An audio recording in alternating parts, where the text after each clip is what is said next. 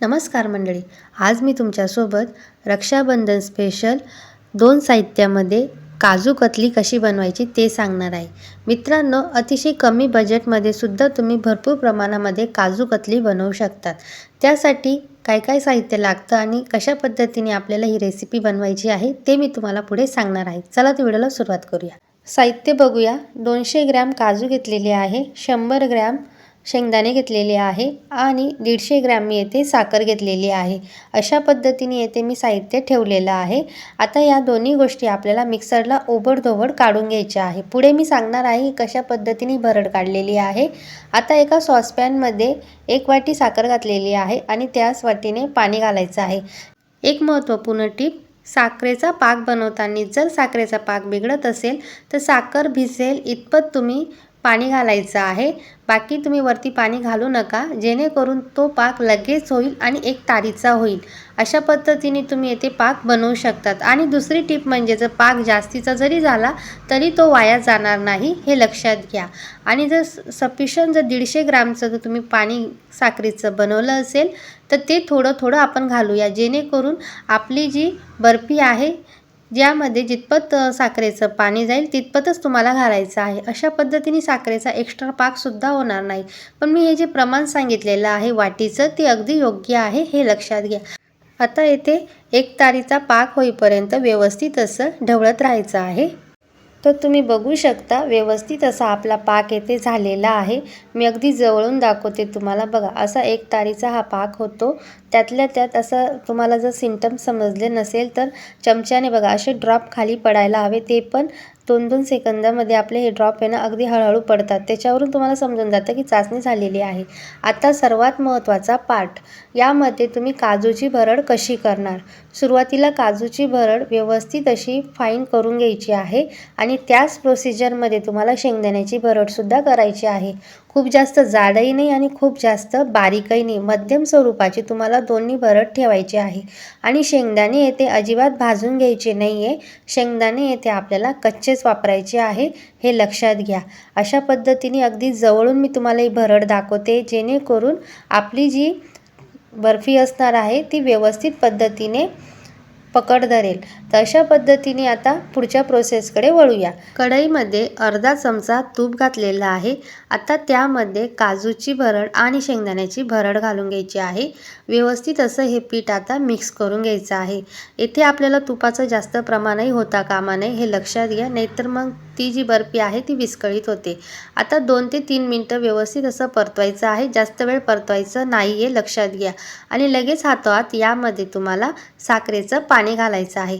बघा, या स्टेजला मी तुम्हाला सांगते, जर साखरेचं पाणी जास्तही झालं तर तुमचं पीठ कितपर्यंत काजू बदाम पाक शोषणार आहे तितपत तुम्हाला इथे पाक घालायचा आहे. जरी एक्स्ट्राचा पाक झाला असेल तर तुम्ही तो साईडला करू शकतात. आता हा 1 वाटी पाक आपला 1 तारेचा अगदी परफेक्ट झालेला आहे. आता हे मिश्रण आहे ना पॅनला सुटेपर्यंत व्यवस्थित असं मिक्स करायचं आहे. जर तुम्ही अशाच पद्धतीने मिक्स करून जर हे पीठ थापलं तर गोष्ट अशी होते की हे पीठ कच्चं राहते. आता उर्वरित जो पाक आहे तो मी याच्यामध्ये ॲड करून घेणार आहे आणि व्यवस्थित असं मिक्स करून घेणार आहे. सुरुवातीची जी प्रोसिजर आहे ती आपण स्लो फ्लेमवर केली होती.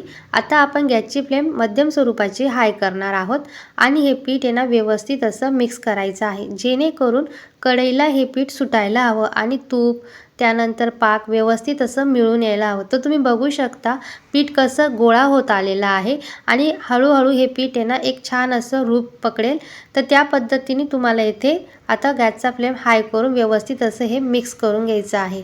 तर मी पुढे तुम्हाला सांगणार आहे की कशा पद्धतीने हे पीठ होणार आहे. तर व्यवस्थित असं मिक्स करणं गरजेचं आहे, कारण की यामध्ये काजूचा आणि शेंगदाण्याचा कच्चापणा राहायला नको, त्यासाठी आपण येथे मिक्स करत आहे. तर तुम्ही बघू शकता पीठ व्यवस्थित असं मिक्स झालेलं आहे आणि ही जी कढईला जे पीठ आहे ना ते सोडतं आहे, म्हणजेच काय तर आपलं पीठ हे फायनल झालेलं आहे. बघा, अशा पद्धतीने हे सिम्पटम्स असतात. तर थोडीशी प्रोसिजर आहे 5 ते 10 मिनटाची, ती करणे गरजेचं आहे. आता येथे ना मी एक प्लेट घेतलेली आहे. प्लेटला मी तूप लावून घेतलेलं आहे आणि त्यावर तुम्ही बटर पेपर वगैरे असं काही लावू शकतात, पण मी डायरेक्ट याच्यामध्ये ॲड करणार आहे.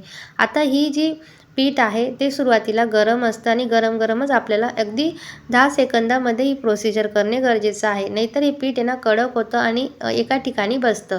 आता मी सुरुवातीला उलटण्याच्या साहाय्याने मी येथे पसरवून घेतलेलं आहे. आता एक छोटासा ग्लास घेतलेला आहे, पाठीमागच्या साईडने त्याला तूप लावलेलं आहे आणि तूप लावल्यानंतर व्यवस्थित असं हे पसरवून घ्यायचं आहे आणि नंतर तुम्ही हाताने हे थापू शकतात.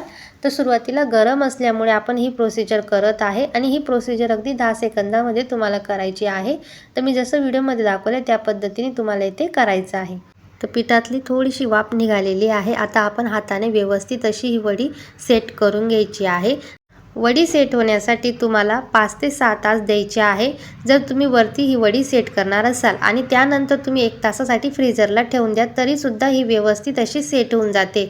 जर तुमच्याकडे वेळ कमी असेल तर तुम्ही ही प्रोसिजर करू शकतात, नाही तर मग तुम्हाला पूर्ण दिवस हिला सेट होण्यासाठी ठेवायचं आहे. कारण की यामध्ये 2 गोष्टी आपण ॲड केलेल्या आहेत, त्याला वेळ लागतो सेट होण्यासाठी किंवा थंड हवेच्या ठिकाणी तुम्ही ठेवू शकतात. तर येथे आपली काजू कतली पूर्णतः सेट झालेली आहे. आता येथे ना आपल्याला चांदीचं वर्क लावायचं आहे आणि व्यवस्थित पद्धतीने कट करून घ्यायचं आहे. तर येथे तुम्ही डायमंड शेपमध्ये, चौकोन शेपमध्ये, कुठल्याही शेपमध्ये तुम्ही कट करू शकतात. पण मी तुम्हाला एक महत्त्वपूर्ण टिप सांगते, ही जी वडी आहे ती पूर्णतः सेट होणे फार गरजेचं आहे. 1 तास, 2 तास, 10 तास जरी दिले तरी चालेल, पण पूर्णतः सेट झाल्याशिवाय तुम्ही वडी कट करू नका. आणि त्यानंतर तुम्ही जी वडी खाल्ल्यानंतर याचे रिझल्ट आहे ना फार भन्नाट असणार आहे आणि अगदी व्यवस्थित पद्धतीने ना ही वडी होते. फक्त हिला सेट होऊन देणे गरजेचं आहे आणि चवीला ना अगदी भन्नाट लागते आणि अगदी कमी बजेटमध्ये ही वडी होते. अगदी तुम्ही रक्षाबंधनला ही वडी एकदा करून बघा, तुम्हाला नक्की आवडेल. तर मंडळी, अगदी झटपट आपल्या घरच्या साहित्यामध्ये आणि त्यातल्या त्यात तुम्ही ही रक्षाबंधनसाठी अगदी 2 साहित्यामध्ये भरपूर प्रमाणामध्ये काजू कतली बनवू शकतात. फक्त तुम्हाला मी सांगितलेलं आहे की सेट होऊ देणे गरजेचं आहे. एवढं तुम्ही काळजी घ्या, बाकी तुमची रेसिपी अगदी परफेक्ट होणार आहे. तर मित्रांनो, तुम्हाला हा व्हिडिओ कसा वाटला मला नक्की कमेंटमध्ये सांगा.